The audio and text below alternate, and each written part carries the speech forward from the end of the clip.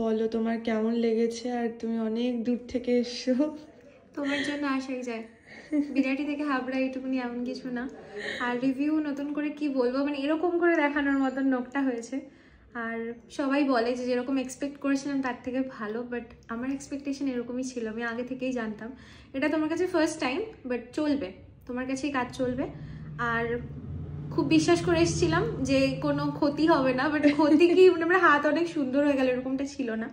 আর অনেকদিন রাখার মতো না, সবাই ডেকে ডেকে জিজ্ঞেস করবে কার থেকে করেছিস আর তোমার নাম রেকমেন্ড করবো, এরকম কাজ। আমি ভীষণ স্যাটিসফাই, মানে কিছু এরকম না যে বানিয়ে বলছি, মানে অনেকের কাজেরই রিভিউ দিয়েছি, আগের মন থেকে বলছি। খুব খারাপ ছিল, আগের এক্সপিরিয়েন্স খুবই খারাপ, এতটাই খারাপ যে বাজেভাবে কিউটিক্যাল, মানে এত বাজেভাবে টানা হয়েছিল আমার, বা বাফ করা হয়েছিল, যে আমার মনে হয়েছিল যে আর নেক্সট টাইম করবো কিনা, এত হরেবল এক্সপিরিয়েন্স ছিল। বাট এবারের পর ভাবলাম যে না, করাই যায়, ভালো আর্টিস্টের কাছ থেকে করতে হবে, সেটা তুমি একমাত্র।